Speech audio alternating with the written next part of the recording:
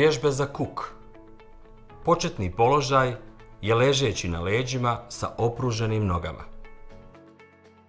Iz početnog položaja odizati naizmjenično, a zatim obostrano noge do pojave bola.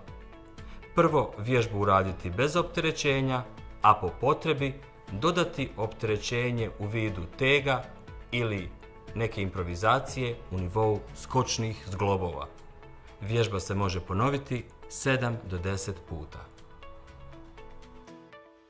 Iz početnog položaja između koljena staviti jastučić i stisnuti ga mišićima nogu. Zategnuti stopala i stisnuti mišiće stražnice.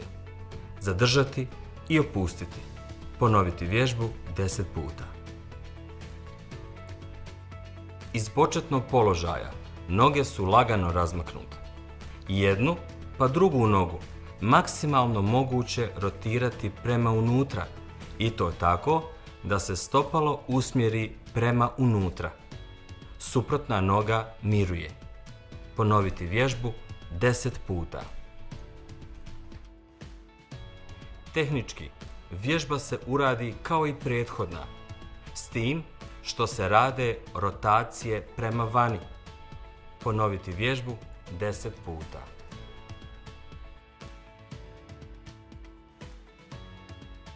Ležati na boku i tu nogu saviti u koljenu. Suprotna noga je opružena i radi se podizanje do pojave eventualne boli. Vježbu ponoviti i sa drugom nogom.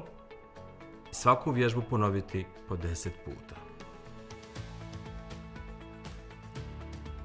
Iz stojećeg početnog položaja uraditi odmicanje, zatim primicanje noge u odnosu na središnju liniju tijela.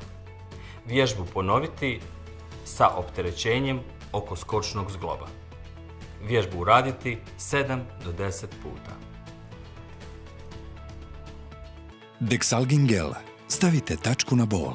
Pri upotrebi pažljivo pročitati uputstvo o lijeku. Za obavijesti o indikacijama, mjerama opreza i neželjenim dejstvima lijeka posavjetujte se sa ljekarom ili farmaceutom.